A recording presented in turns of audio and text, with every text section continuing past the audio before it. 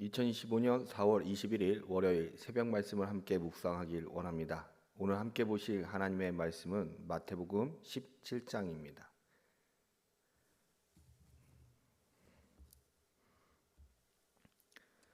엿새 후에 예수께서 베드로와 야고보와 그 형제 요한을 데리시고 따로 높은 산에 올라가셨더니 그들 앞에서 변형되사 그 얼굴이 해같이 빛나며 옷이 빛과 같이 희어졌더라.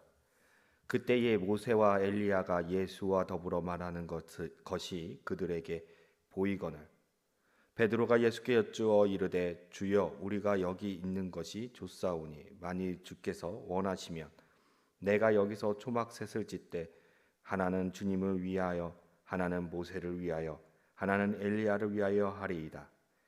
말할 때에 호련히 빛난 구름이 그들을 덮으며 구름 속에서 소리가 나서 이르시되 이는 내 사랑하는 아들이요 내 기뻐하는 자니 너희는 그의 말을 들으라 하시는지라. 제자들이 듣고 엎드려 심히 두려워하니 예수께서 나와 그들에게 손을 대시며 이르시되 일어나라 두려워하지 말라 하시니 제자들이 눈을 들고 보매 오직 예수 외에는 아무도 보이지 아니하더라. 그들이 산에서 내려올 때에 예수께서 명하여 이르시되 인자가 죽은 자 가운데에서 살아나기 전에는 본 것을 아무에게도 이르지 말라 하시니 제자들이 물어 이르되 그러면 어찌하여 서기관들이 엘리야가 먼저 와야 하리라 하나이까? 예수께서 대답하여 이르시되 엘리야가 과연 먼저 와서 모든 일을 회복하리라. 내가 너희에게 말하노니 엘리야가 이미 왔으되 사람들이 알지 못하고 임의로 대우하였도다. 인자도 이와 같이 그들에게 고난을 받으리라 하시니 그제서야 제자들이 예수께서 말씀하신 것이 세례 요한인 줄을 깨달으니라. 그들이 우리에게 이르매 한 사람이 예수께 와서 꿇어 엎드려 이르되 주여 내 아들을 불쌍히 여기소서. 그가 간질로 심히 고생하여 자주 불에도 넘어지며 물에도 넘어지는지라.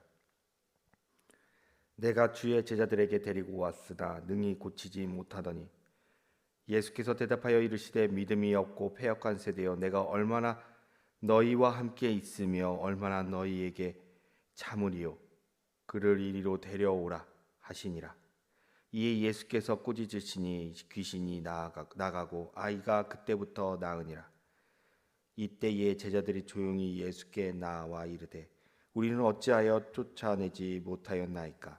이르시되 너희 믿음이 작은 까닭이니라. 진실로 너희에게 이르노니 만일 너희에게 믿음이 겨자씨 한 알만큼만 있어도 이 산을 명하여 여기서 저기로 옮겨지라 하면 옮겨질 것이요 또 너희가 못할 것이 없으리라. 갈릴리에 모일 때에 예수께서 제자들에게 이르시되 인자가 장차 사람들의 손에 넘겨져 죽임을 당하고 제3일에 살아나리라 하시니 제자들이 매우 근심하더라. 가버나움에 이르니 반세계를 받는 자들이 베드로에게 나와 이르되 너의 선생은 반세계를 내지 아니하느냐? 이르되 내신다 하고 집에 들어가니 예수께서 먼저 이르시되 시몬아 내 생각은 어떠하냐? 세상 임금들이 누구에게 관세와 국세를 받느냐? 자기 아들에게냐 타인에게냐? 베드로가 이르되 타인에게이니이다. 예수께서 이르시되 그렇다면 아들은 세를 면하리라.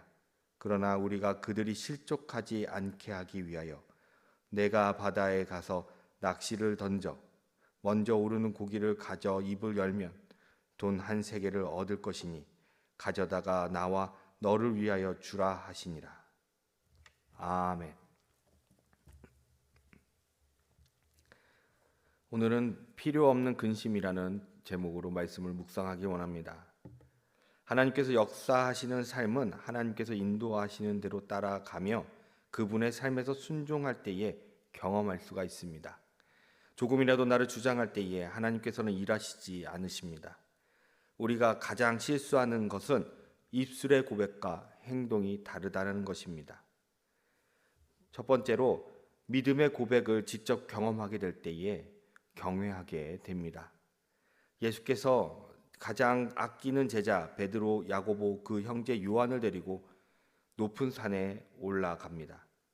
높은 산, 학자들은 해발 1200m 정도 되는 미론산을 예수님께서 기도하러 가신 것이 아닌가 생각을 합니다. 산은 이스라엘 백성에게 의미가 큰 곳이지요.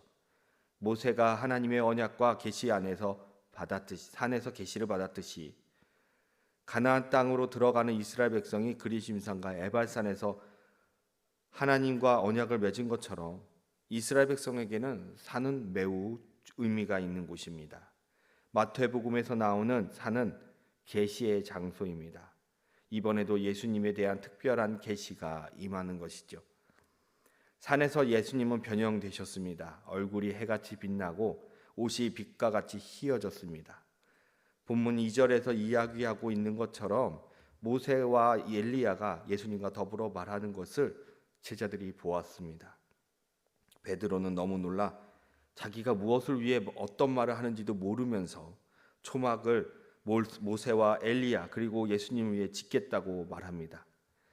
성령의 도우심으로 베드로는 깨닫고 마태복음 16장 16절의 말씀처럼 예수님은 그리스도시고 하나님의 아들이심을 고백하였으나 이번에 눈으로 직접 보게 되는 경험을 하면서 베드로와 야고보, 요한은 예수님을 보고 경외하지 않을 수가 없었던 것입니다. 우리도 베드로처럼 직접 눈으로 목격하게 되는 경험을 하면 경외할 수밖에 없을 것입니다. 연약한 인간이라 눈으로 보지 않으면 믿지 않는데 베드로는 자신의 신앙 고백이 진실이었다는 것을 확인하게 되니 너무나 놀랍고 두려울 수밖에 없었던 것이지요. 우리는 날마다 말씀이 우리의 삶에서 역사하심을 간구해야 합니다. 그리고 그리하실 것을 입술로 고백해야 하는 것이죠. 고백하고 순종할 때에, 때로는 복종할 때에 말씀이 내 삶에서 살아 움직이는 것을 직접 눈으로 경험하게 될 것입니다. 몸으로 체험하는 경우가 될 것이죠. 우리는 베드로처럼 하나님 직접 몸으로 경험하고 눈으로 보았을 때에 하나님의 살아계심을 외치며 하나님을 경외할 수밖에 없을 것입니다. 첫 번째 대지를 통하여 이렇게 적용하기 원합니다. 하나님의 말씀이 내 삶에 역사하시기를 간구합시다. 두 번째로 겨자씨 크기의 믿음이 역사를 일으킵니다. 귀신 들린 아이를 데리고 온 아버지가 찾아온 장면이 17장 14절부터 나옵니다. 그 아버지는 1차적으로 예수님과 함께하였던 제자 9명에게 고쳐달라고 부탁을 하죠. 예수님과 함께하지 못한 제자들이 이 아이를 고치려고 하지만 자신들의 뜻대로 되지 않습니다. 사실 이미 제자들은 예수님께서 제자들에게 능력을 주셔서 예수님의 이름으로 복음을 전하며 귀신을 내쫓을 수 있게 내쫓는 경험을 했던 자들입니다. 한 번의 경험이 있었으니 자신들이 할 수 있을 것이라고 생각했던 것이죠. 그런데 이들의 생각과 다르게 고치지 못합니다. 예수님께서는 이들의 믿음이 작기 때문이라고 말씀하십니다. 그러면서 겨자씨만한 작은 믿음일지라도 그 믿음이 온전히 그 안에 있다면 산을 옮길 수 있을 것이라고, 산도 옮길 수 있을 것이라고 말합니다. 남은 9명의 제자들은 예수님의 기적과 예수님이 주신 능력으로 이적을 행했음에도 불구하고 예수님을 온전히 알지 못하였고 온전히 믿지 못했기에 제자들은 자신들의 행한 일들이 어쩌면 자신들이 행했다고 여긴 것이 아닌가 싶습니다. 우리가 주의 일을 하면서 가능 여부를 생각할 때가 있습니다. 말씀 가운데, 기도 가운데 주님이 하라 하셨으면 불안한 마음으로 믿음이 연약하여졌을지라도 하나님께서 하실 것이란 믿음 믿고 행해야 합니다. 그랬다면 좋았겠지만 때로는 우리의 판단이 믿음보다 앞서 주의 일을 우리 스스로 막을 때가 있습니다. 교회 사역을, 나의 삶의 모습이, 내 직장 내의 모습이 하나님의 말씀보다 앞서지 않았나 우리는 뒤돌아보아야 합니다. 만약 내 생각이 주의 말씀보다 앞섰다면 우리는 회개하고 앞으로는 앞서지 않기를 바라야 할 것입니다. 두 번째 대지를 통해 이렇게 적용하기 원합니다. 주님의 말씀을 듣고 내 생각과 마음을 앞세우기보단 믿고 따르는 자들이 됩시다.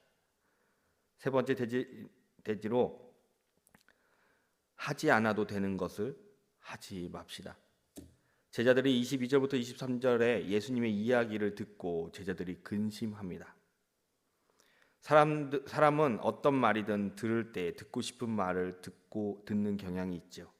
누군가 정보 전달을 하면 전체 이야기를 생각하고 기억하기보다는 자신의 생각과 부합되는 이야기만 듣고 생각합니다. 그러다 보니 대화에 오해가 생기고 일을 진행할 때에 문제가 생기기도 합니다. 제자들은 예수님의 이야기를 듣고 심히 고민했습니다. 분명 예수님은 인자가 장차 사람들의 손에 넘겨져 죽임을 당하고 제3일에 살아난다 말씀하셨습니다. 예수님께서 살아난다라는 것을 제자들이 들었음에도 불구하고 제자들이 근심에 빠졌다라는 것은 살아난다는 말씀을 흘려듣고 예수님께서 사람들 손에 넘겨지면서 죽임을 당할 것이라는 것에 제자들은 빠져버린 것입니다. 그러기에 그들은 걱정만 앞섰던 것이지요.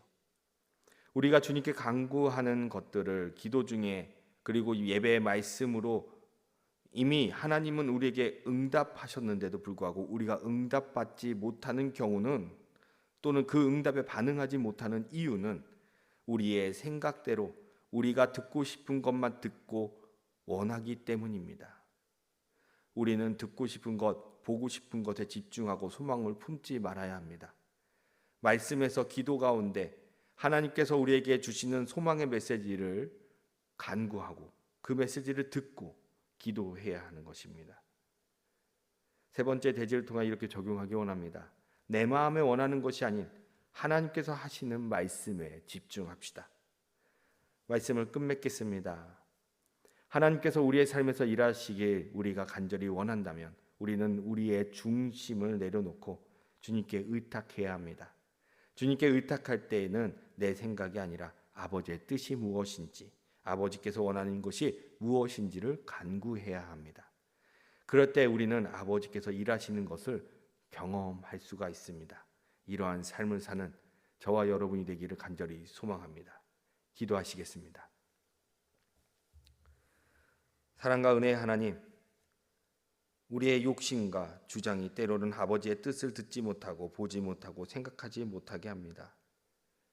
주님, 간절히 바라옵기는 성령의 능력으로 우리의 눈과 귀를 열어주셔서 아버지의 뜻을 깨닫고 간구하게 하시며 내 마음의 것을 내려놓고 순종으로 때로는 복종으로 행하게 하여 주시옵소서.